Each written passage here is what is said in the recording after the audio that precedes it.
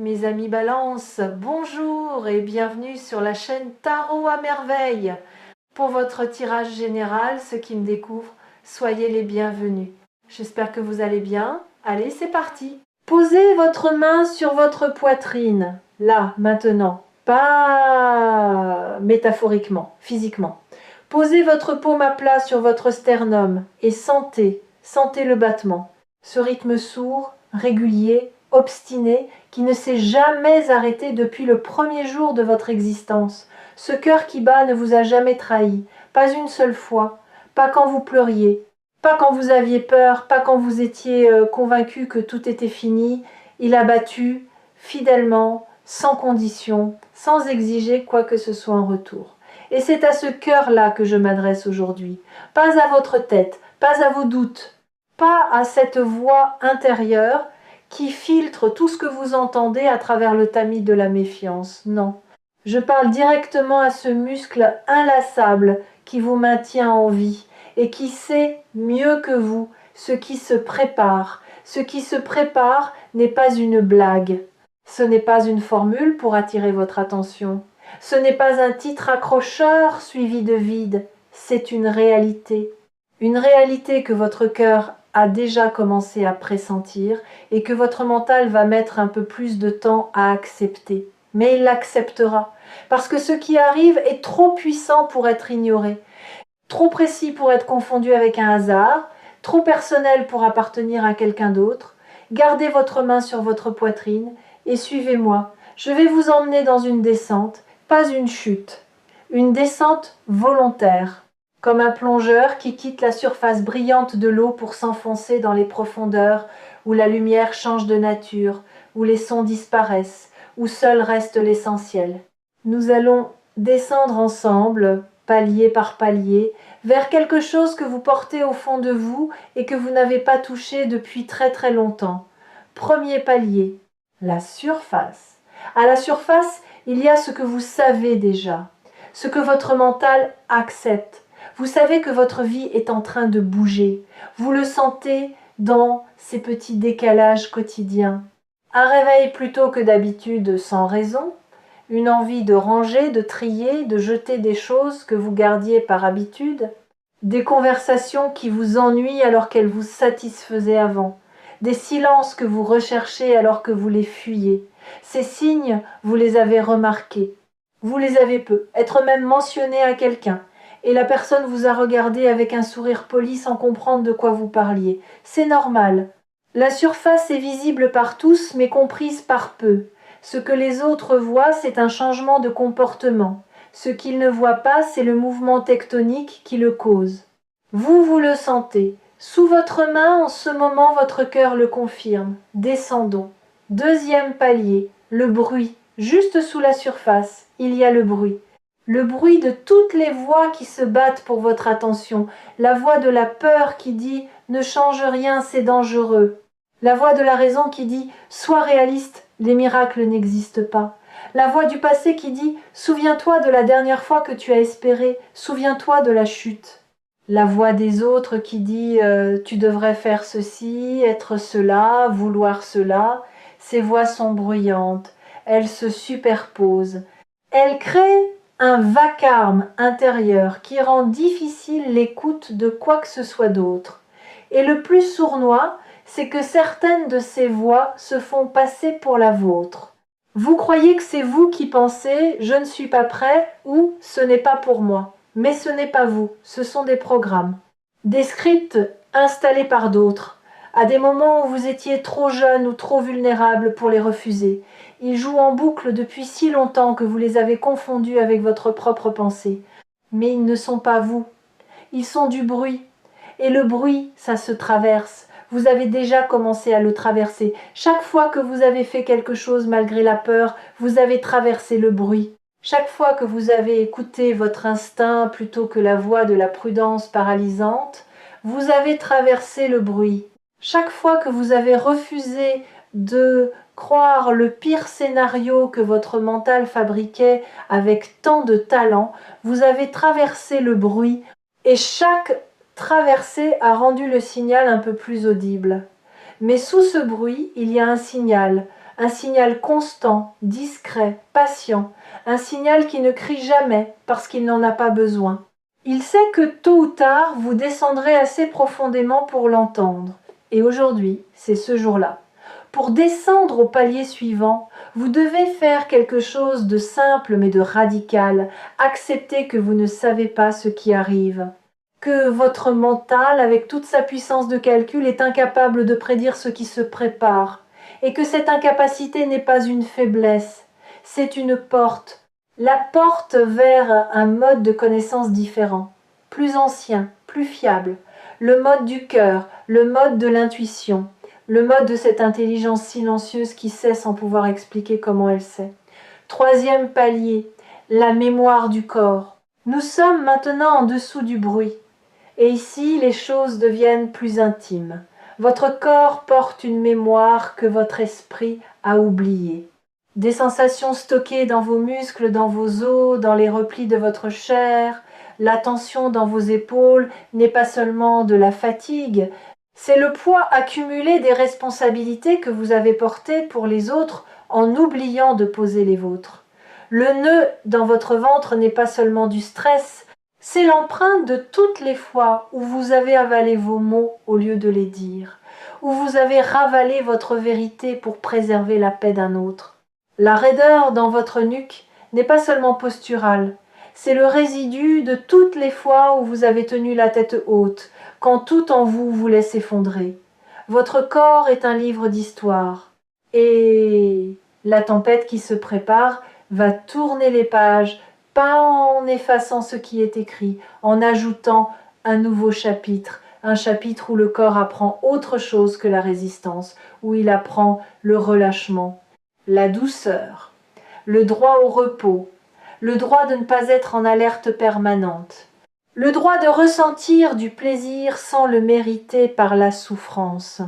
Vous avez peu être remarqué que votre corps vous envoie des signaux différents depuis quelque temps, des envies nouvelles, de mouvement, de nature, de contact, de nourriture différente, d'eau, beaucoup d'eau, comme s'il se nettoyait de l'intérieur, comme s'il préparait le terrain pour accueillir une énergie qu'il n'a pas portée depuis longtemps, l'énergie de la joie sans condition, de la présence sans anxiété, de la vie vécue dans le corps plutôt que dans la tête.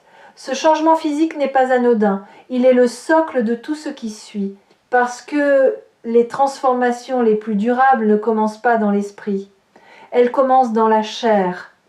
L'esprit suit, toujours, et il y a quelque chose d'autre que votre corps fait en ce moment, quelque chose de subtil mais de profondément significatif. Il redéfinit ses frontières. Pendant des années, vos limites physiques étaient poreuses. Vous absorbiez les émotions des autres comme une éponge. Vous entriez dans une pièce tendue et vous en ressortiez épuisé, chargé d'un poids qui n'était pas le vôtre. Vous portiez la tristesse de vos proches dans vos épaules, leur colère dans votre mâchoire, leur anxiété dans votre ventre. Votre corps ne savait pas faire la différence entre vos émotions et celles des autres. Mais quelque chose change. Vos frontières se redessinent, pas comme des murs qui excluent, comme une peau saine qui protège sans isoler. Vous commencez à sentir la différence entre ce qui vous appartient et ce qui appartient à l'autre, entre la compassion, qui reconnaît la douleur sans la porter, et l'absorption, qui la prend sur soi jusqu'à l'étouffement. Cette distinction, qui semble banale vue de l'extérieur, est en réalité le fondement de tout ce qui va suivre. Parce que un être humain qui ne sait pas où il s'arrête et où l'autre commence ne peut pas véritablement changer sa vie. Il change celle des autres, à son propre détriment. Vous êtes en train de récupérer vos contours, et ces contours, une fois redessinés, vont définir l'espace à l'intérieur duquel le changement va se déployer. Quatrième palier, les accords silencieux. Nous descendons plus profondément maintenant, et ici nous touchons à quelque chose que personne ne vous a jamais expliqué. Au cours de votre vie, vous avez passé des accords, pas des contrats écrits, des accords silencieux, des pactes inconscients avec vous-même, avec les autres, avec la vie. Ces accords, vous les avez signés sans le savoir, souvent dans l'enfance, souvent dans les moments de douleur ou de peur. Le premier accord silencieux, c'est celui de la diminution.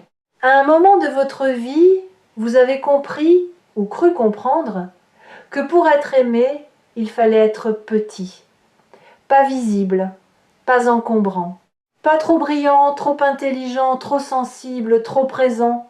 Vous avez appris à vous réduire, à occuper moins d'espace, à parler moins fort, à rêver moins grand.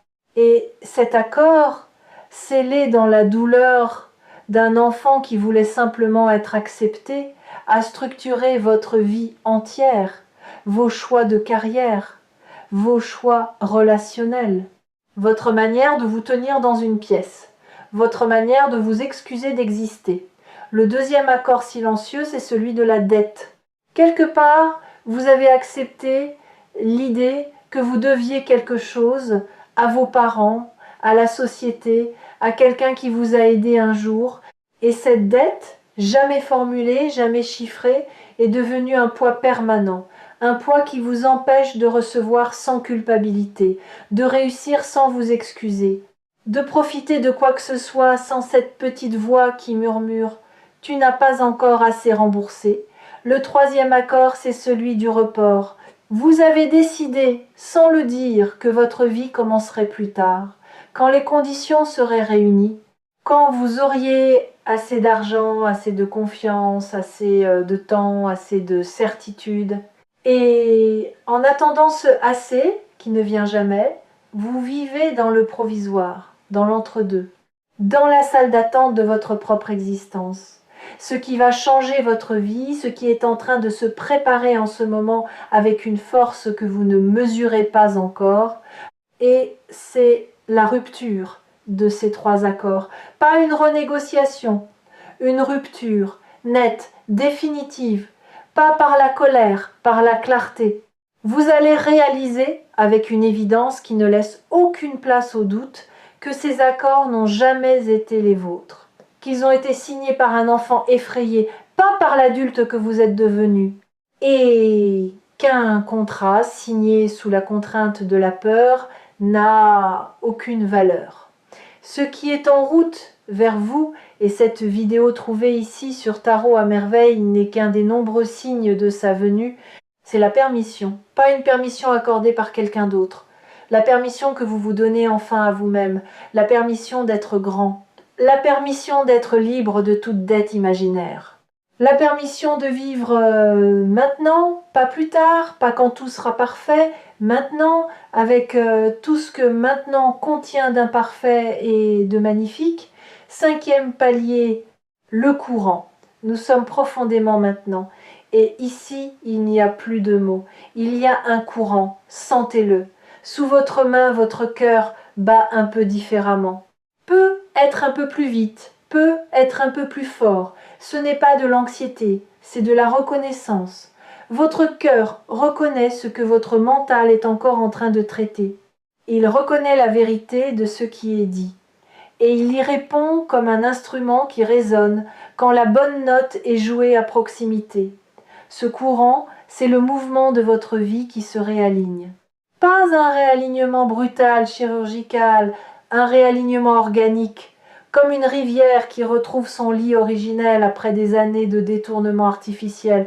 Vous avez été détourné par les circonstances, par les choix des autres, par vos propres choix faits depuis la peur plutôt que depuis la vérité. Et maintenant l'eau revient, elle revient vers le chemin qui a toujours été le sien, votre chemin.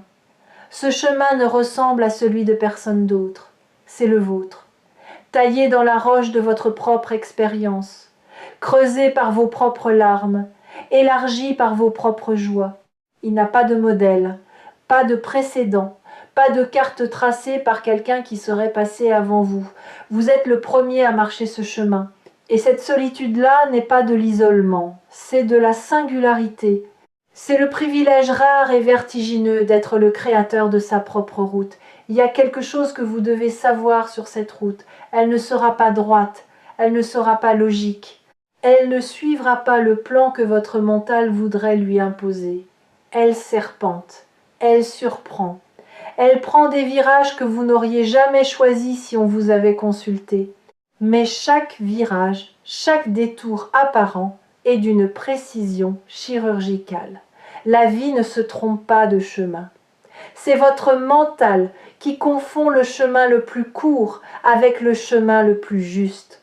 Or, le chemin le plus juste passe parfois par des vallées que vous auriez préféré éviter, par des rencontres que vous n'aviez pas prévues, par des pertes qui ressemblent à des catastrophes et qui se révèlent, avec le recul, avoir été des libérations.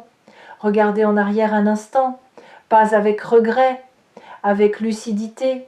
Repensez à la chose la plus difficile qui vous soit arrivée, la pire, celle que vous ne souhaiteriez à personne. Et maintenant demandez-vous honnêtement, seriez-vous la personne que vous êtes aujourd'hui sans cette épreuve? Auriez-vous cette profondeur, cette empathie, cette capacité à percevoir ce que les autres ne perçoivent pas? La réponse, vous la connaissez, et cette réponse n'excuse pas la souffrance. Elle ne la glorifie pas, elle la replace dans un contexte plus vaste, un contexte où rien n'est gaspillé, où chaque douleur est un engrais pour une croissance que vous ne pouviez pas voir pendant que vous souffriez. Et cette croissance, c'est exactement ce qui vous a amené à ce moment, à ce palier, à cette descente vers votre propre vérité. 6e palier, le pardon inversé. Il y a ici quelque chose que je n'ai jamais formulé de cette manière. Un concept que j'appelle le pardon inversé. Vous connaissez le pardon classique. Pardonnez à ceux qui vous ont blessé, acceptez ce qui s'est passé, lâchez la rancune. Vous l'avez probablement pratiqué avec plus ou moins de succès au fil de votre vie. Mais le pardon inversé est différent. C'est le pardon que vous devez demander, non pas aux autres, à vous-même, pas pour ce que vous avez fait de mal, pour ce que vous ne vous êtes pas permis de faire de bien, pour toutes les fois où vous avez dit non à une opportunité par peur, pour toutes les fois où vous avez sabordé quelque chose de beau parce que vous ne vous sentiez pas digne de le vivre, pour toutes les fois où vous vous êtes choisi en dernier ou pas du tout, pour toutes les fois où vous avez offert aux autres la patience, la douceur, la compassion que vous refusiez obstinément de vous accorder. Ce pardon inversé est l'acte le plus révolutionnaire que vous puissiez poser. Et il est intimement lié à ce qui va changer votre vie. Parce que tant que vous ne vous êtes pas pardonné de vous être maltraité, vous continuerez inconsciemment à accepter la maltraitance, à la reproduire, à la chercher même parce qu'elle confirme la croyance profonde que c'est ce que vous méritez. Alors faisons-le maintenant, ensemble. Dans le silence de cette plongée, dites-vous, mentalement ou à voix haute si vous êtes seul, je me pardonne de ne pas m'être choisi quand j'en avais besoin. Je me pardonne d'avoir traité les autres avec plus de douceur que je ne me suis traité moi-même. Je me pardonne d'avoir cru que je devais gagner le droit d'être heureux. Ce n'est pas une formule magique, ce sont des mots qui déverrouillent comme une clé dans une serrure rouillée. La porte ne s'ouvre peu, être pas immédiatement. Peut être qu'il faudra tourner plusieurs fois, peut être qu'il faudra revenir demain et après-demain et le jour suivant. Mais la serrure a reçu la clé. Et une serrure qui a reçu sa clé finit toujours par céder. Quand cette porte s'ouvrira, ce qui se trouve derrière vous submergera d'une tendresse que vous n'êtes pas habitué à recevoir. Une tendresse venant de vous-même, dirigée vers vous-même. Et c'est cette tendresse intérieure, cette bienveillance enfin tournée vers l'intérieur au lieu d'être exclusivement tournée vers les autres, qui est le carburant du changement qui vient. Sans elle, le changement reste en surface. Avec elle, il pénètre jusque dans les fondations. Le changement qui arrive va briser cette boucle, pas par magie, par saturation. Vous avez atteint le point où la douleur de rester identique dépasse la peur de changer. Et ce point de basculement est le plus puissant qui existe dans l'expérience humaine, parce qu'il est irréversible. Une fois que vous l'avez franchi, vous ne pouvez pas revenir en arrière. Vous ne pouvez pas savoir ce que vous savez maintenant. Vous ne pouvez pas sentir ce que vous ressentez. La porte s'est ouverte dans un seul sens. Et devant vous, il n'y a pas le vide, il y a l'espace. votre espace. 7e palier, le fond. Nous y sommes au fond. Et ce qu'il y a au fond n'est pas sombre, c'est pas effrayant, c'est pas ce que vous craignez. Au fond, il y a un calme absolu, un silence si pur qu'il contient toutes les musiques. Et dans ce silence, il y a une vérité qui attend depuis toujours que vous descendiez assez profondément pour la trouver. Cette vérité est simple, si simple qu'elle en devient presque impossible à croire. La voici. Vous n'avez jamais été le problème. Jamais. Pas une seule fois dans votre vie, vous n'avez été le problème. Les situations étaient le problème, les circonstances étaient le problème, les croyances étaient le problème, les accords silencieux étaient le problème. Mais vous, l'être humain qui bat sous votre main en ce moment, vous n'avez jamais été le problème. Vous avez été la solution qui s'ignorait. Laissez cette vérité descendre. Pas dans votre tête, dans vos os, dans votre sang, dans chaque cellule de votre corps qui a porté pendant des années le poids d'une culpabilité qui ne lui appartenait pas. Vous n'étiez pas le problème. Et maintenant que vous le savez, maintenant que cette connaissance est ancrée dans votre chair, tout peut changer, tout va changer.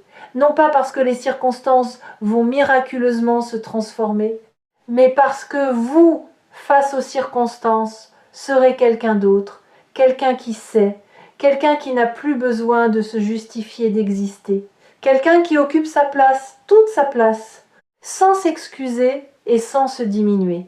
Les habitués de Tarot à merveille reconnaîtront dans ce message l'écho d'une vérité qu'ils sentaient monter depuis plusieurs lectures. Un fil conducteur qui se tisse de vidéo en vidéo, de message en message, et qui dessine lentement le contour d'une libération. Cette libération n'est pas à venir, elle est en cours. Maintenant, dans votre poitrine, sous votre main, remontons maintenant, lentement, palier par palier, remenons avec nous ce que nous avons trouvé au fond, cette vérité, ce calme, cette certitude nouvelle. Quand vous atteindrez la surface, le monde n'aura pas changé, les mêmes personnes seront là, les mêmes situations vous attendront, mais vous les verrez avec des yeux lavés par la profondeur, des yeux qui ne cherchent plus à fuir, à contrôler, à anticiper chaque menace, des yeux qui regardent la vie en face et qui disent « Je suis là, entièrement là, et je suis prêt ». Prêt à quoi exactement? Prêt à accueillir sans condition, prêt à recevoir sans culpabilité, prêt à avancer sans la permission de vos peurs, prêt à dire ce que vous pensez vraiment, à demander ce dont vous avez vraiment besoin, à refuser ce qui ne vous correspond pas sans enrober le refus dans 10 couches d'excuses, prêt à être vu, vraiment vu, dans votre totalité, avec vos ombres et vos lumières, vos certitudes et vos tremblements, votre force brute et votre tendresse silencieuse, tout cela ensemble, sans tri, sans filtre, sans la mise en scène permanente qui vous a épuisé pendant des années. Et dans cette disponibilité nouvelle, dans cet espace ouvert que vous offrez à la vie, les réponses vont venir.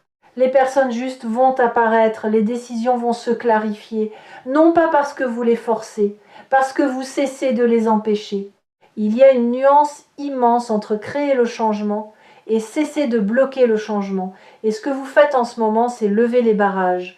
L'eau sait où aller, elle l'a toujours su. Votre seul travail est de ne plus lui barrer la route. Ce qui va changer votre vie ne ressemblera pas à un tremblement de terre. Cela ressemblera plutôt au moment où quelqu'un allume la lumière dans une pièce où vous cherchiez à tâtons depuis des années. Le même espace, les mêmes objets, mais soudain tout est visible, tout est clair. Et vous réalisez que ce que vous cherchiez était juste là, à portée de main, depuis le début. Retirez votre main de votre poitrine maintenant, doucement, et remarquez ce qui reste. La chaleur, l'empreinte, la connexion que vous venez d'établir avec votre propre cœur. Cette connexion ne se brisera pas quand la vidéo se terminera. Elle est là pour rester. Parce que ce que vous avez touché au fond de cette plongée, aucune vague de surface ne peut l'atteindre. C'est le roc sur lequel votre nouvelle vie va se construire. Ce n'est pas une blague, ce n'est pas une métaphore. C'est le moment le plus sérieux et le plus lumineux de votre parcours récent. Et Tarot à merveille est honoré d'avoir pu vous accompagner dans cette descente et surtout dans cette remontée. Vous êtes remonté et vous n'êtes plus le même. Bienvenue dans ce qui suit.